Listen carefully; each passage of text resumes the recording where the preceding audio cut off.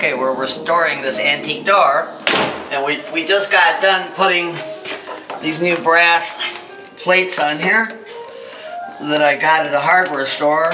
I put a brand new antique style doorknob on there. I replaced the old dead man bolt, meaning it locks where you can never open it.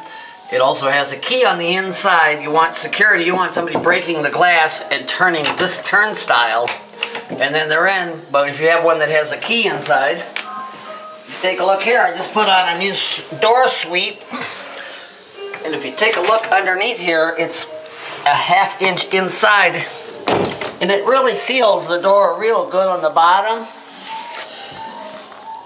You can buy all these things at the hardware store. You come outside here, I'll show you when I'm finishing up the weather stripping on this door. Look, here, I want to lock myself out and make sure that I'm getting a tight fit. You can see I put the top one already in here, and then I'm going to put in the two sides to show you how easy this stuff is to cut. Pretty much you just line up two pieces end to end here. Make a mark with your pencil and just take a tin snips and snip it to length. Now, I didn't say this was an easy thing to cut, but some people try to cut them with a hacksaw. It just takes too much time. I'd like to show you how this piece is in here. First off, you just fit it in, and it's important to keep it snug. So if you just push a very little bit of pressure, and I kind of start my screws by pushing them in a little bit. This is $17 to buy this particular weather stripping. Any hardware store has it.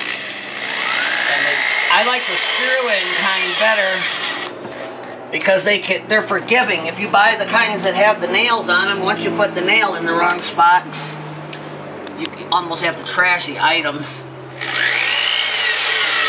You see, I put one in the middle, one at the bottom, and one at the top. I call that setting my piece. Look, I'm just pushing it a little bit. I don't want air to get in here. That's why I'm doing this in the first place.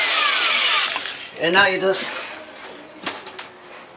grab a few screws and fill it in. I never go screw all the way down. I get another one and I push it. Just watch here. I push it just a little bit because I want it snug. And now it's just a matter of putting in the rest of the screws. You can see there's a elongated hole in there. You don't want to overscrew these because it'll bend the piece of metal and it just won't look pretty.